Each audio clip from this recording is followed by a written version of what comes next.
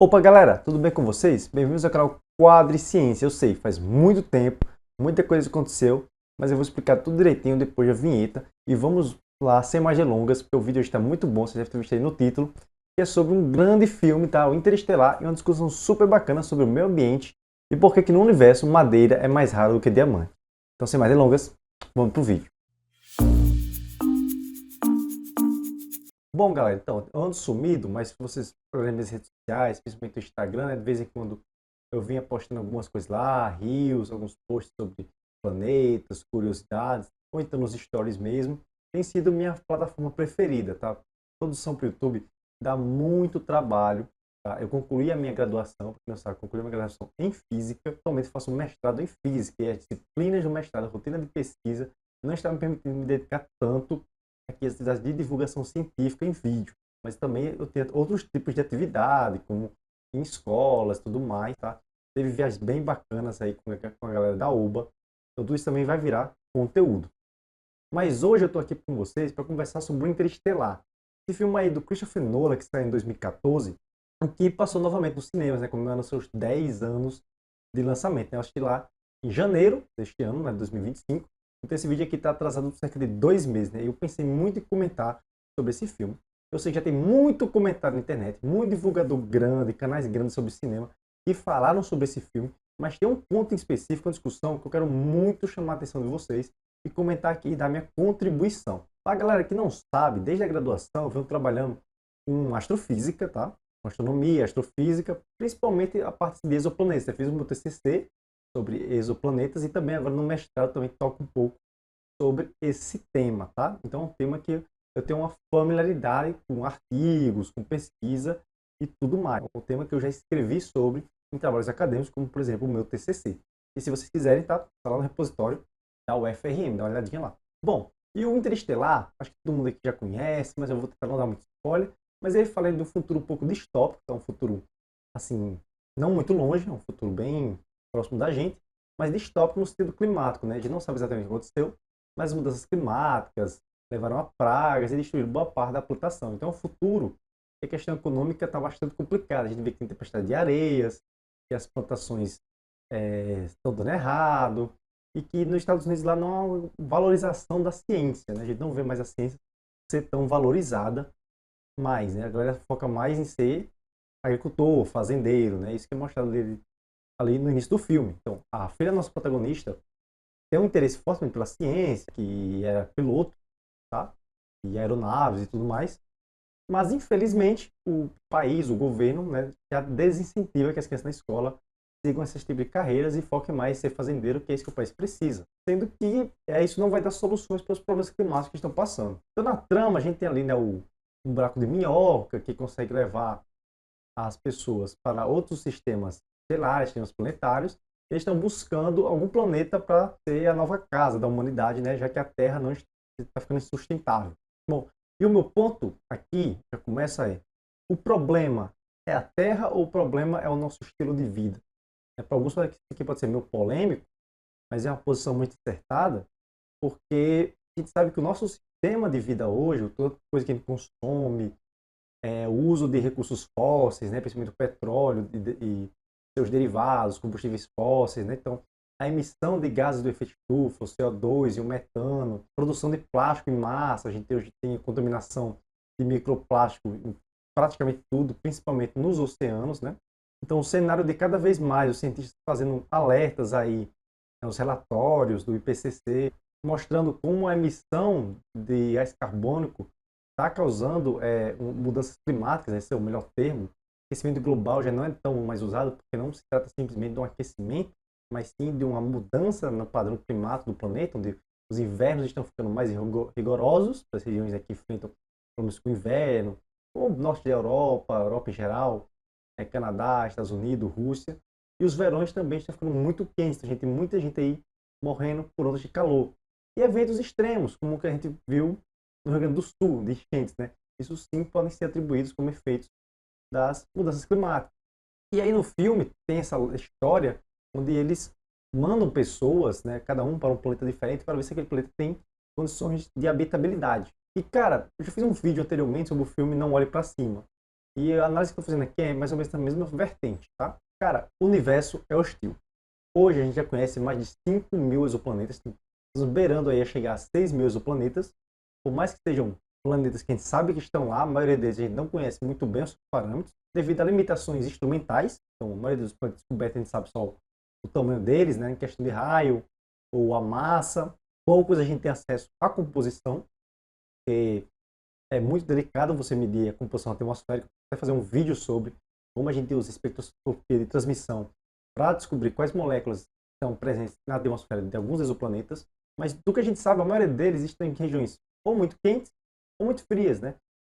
Grande parte dos planetas que a gente encontra, por uma questão de limitação observacional, né? Ou seja, que sempre é mais fácil para a gente encontrar, são chamados Júpiteres quentes. Planetas que são muito grandes, como Júpiter, mas que estão muito perto das estrelas, em órbitas muito rápidas, né? Que dão voltas aí em poucos dias, dão uma volta para sua estrela. Por isso que é chamado de Júpiteres quentes.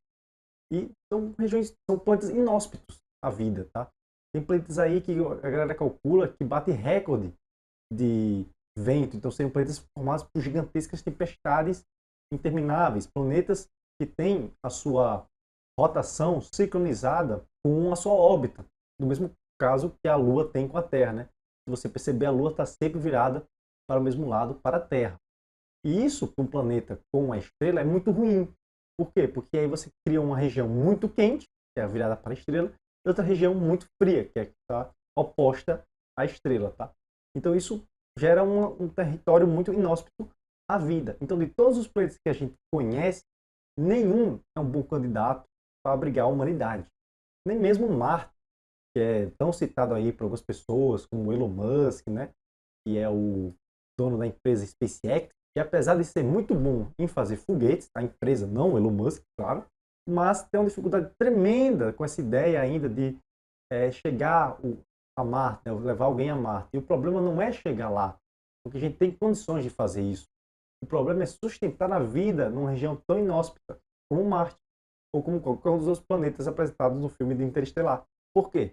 Porque Marte, além de não ter a mesma gravidade do que a Terra, ou seja, isso já afetaria a densidade muscular, a densidade óssea, entre outros prejuízos à saúde humana.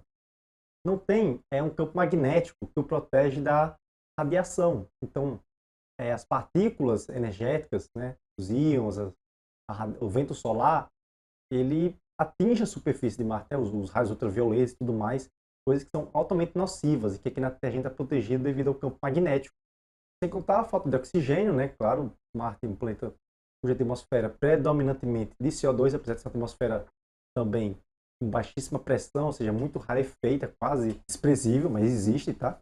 E um solo, né, que não é favorável ao plantio. Então, diante de tudo isso, o que eu quero dizer é que o universo que a gente conhece, seja aqui no sistema solar, ou seja lá fora, do que a gente conhece lá fora, que é pouco, mas sim, se conhece, não existe nenhum lugar que é capaz de abrigar vida. O único lugar que existe é a Terra, onde provavelmente a vida, né, surgiu, por uma série de fatores que foram favoráveis ao surgimento da vida. E a vida, puxando um pouco para a biologia, levou aí 4 bilhões, ou até um pouco mais de tempo, a gente não sabe exatamente quando a vida surge na Terra, né, mas tem uma história de pelo menos 4 bilhões de anos, ou seja, quando o planeta era muito jovem, mas levou 4 bilhões de anos para ir se aperfeiçoando e evoluindo, e aí tem toda a questão da teoria de Darwin, da evolução das espécies, né? Seja da reprodução assexuada até chegar na reprodução sexuada, o uso da energia do Sol, né? A partir do surgimento da fotossíntese, a mudança que a vida causou na composição da atmosfera, já que a fotossíntese produz oxigênio. Então, o que eu quero dizer é, a gente teve muito tempo para que o nosso corpo, o ser humano hoje, ser resultado de uma história de 4 bilhões de anos da vida se adaptando às condições que a gente tem aqui na Terra, né? Nossa espécie aí tem pelo menos 200 mil anos, né? Por exemplo, e ela surge já da evolução dos mamíferos, dos primatas e tudo mais. Já tem vídeos bem legais do Pirula sobre isso. Eu não sou especialista na parte biológica, mas o que eu quero dizer é, nós nos adaptamos a viver aqui com essas condições de pressão atmosférica, de temperatura, para respirar nessa atmosfera que tem mais de 20% de oxigênio, necessita bastante de água. 70% do nosso corpo é formado de água, é uma substância bem abundante na Terra e é meio rara lá fora, né? Escasso lá fora, entre tantas outras coisas, né? Como, por exemplo, no campo magnético, e tudo mais. O resumo disso tudo é que se existir uma ideia de que é possível que um grupo, sei lá, o grupo dos mais ricos, dos bilionários, e antes de uma catástrofe global, possam montar num foguete e sair do planeta e ir para Marte, ou Vênus, ou qualquer outro sistema estelar, esse plano não funciona. Simples assim, não funciona. A gente não tem condições tecnológicas hoje, primeiro, nem de sair do sistema solar, a gente não tem nem tecnologia para fazer uma viagem de distâncias medidas em parsecs ou anos-luz, tá? Variam centenas de milhares de anos com a nossa tecnologia atual. E aqui na vizinhança, seja luas de Júpiter, de Saturno, nuvens de Vênus, ou mesmo Marte, que é o mais falado, a gente não tem nenhuma condição hoje de habitar plenamente esse planeta, tá? De manter vida lá por muito tempo, de construir qualquer forma de civilização. Infelizmente, o cenário hoje é esse. São ambientes extremamente hostis à vida. Por isso que Marte até hoje só tem sondas, rovers, né? Existe todo um estudo do planeta, e isso é louvável, mas condição de habitabilidade ainda não temos. Então, qual a melhor solução diante de uma crise climática, como apresentado no filme Interestelar? Primeiro, é que a gente tem que repensar a nossa forma de viver aqui. Porque se no espaço a gente é obrigado, por exemplo, os astronautas são obrigados a reciclar toda a água do seu corpo, eles coletam suor, a urina, purificam e reutilizam isso, porque são recursos escassos, difíceis de ter no espaço, a gente também tem que aprender a fazer isso aqui, e não achar que os recursos da Terra são infinitos.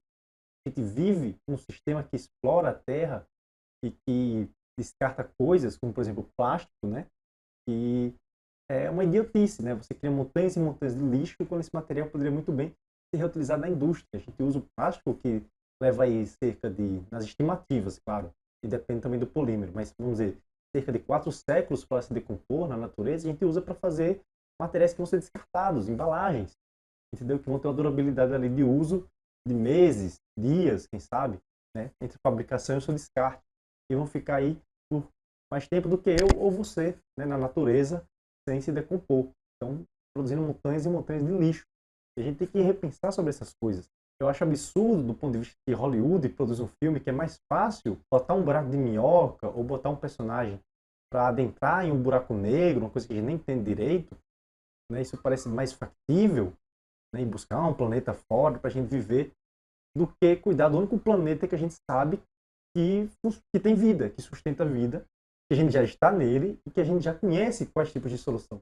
Mas parece que é mais fácil fazer toda essa ficção científica do que fazer mudanças reais, no sentido de mudar o nosso sistema econômico, de migrar para a forma como a indústria faz ou como o nosso consumo se comporta. Eu sempre gosto de frisar uma coisa, questionando toda essa questão sobre o universo, estrelas, planetas e tudo mais, sempre me pega muito, é a questão de que a gente conhece, por exemplo, planetas onde chove diamante, tá? Isso não é raro, porque diamante é um alótropo, ou seja, uma forma de carbono, um rearranjo de átomos de carbono, assim como o grafite. Dado uma quantidade de carbono suficiente, você bota aí pressões altíssimas, temperatura, cozinha tudo e vira um cristal de diamante, né? Mas, para você ter madeira, por exemplo, você precisa ter árvore. Para você ter árvore, você precisa ter vida. E isso a gente só conhece aqui. Então, por mais que pareça banal no dia a dia uma madeira, pareça banal uma árvore, a escala do universo que a gente conhece, isso é muito, muito mais raro e precioso do que uma pedra de diamante, tá? Então essa é a mensagem final que eu quero deixar aqui. Essa é a minha análise que eu queria fazer do filme. E se você gostou, dá o like, comenta aqui embaixo, tá? Eu acho importante a gente, do ponto de vista científico, também falar um pouco sobre as questões sociais, tá? Eu vou tentar trazer outros conteúdos para cá, um pouco sobre vida acadêmica também, se vocês quiserem. E é isso. Tem outros filmes em mente, outros conteúdos em mente para fazer, mas eu acho que estou satisfeito com a discussão aqui. Eu quero muito saber de vocês também, se concordam comigo, se acham que eu estou exagerando em algum ponto, se acham que eu esqueci de mencionar alguma coisa, tá? Deixa aí nos comentários que eu vou adorar responder e interagir com vocês. Muito obrigado, espero que vejo vocês na próxima, que não demore tanto. Muito obrigado e valeu!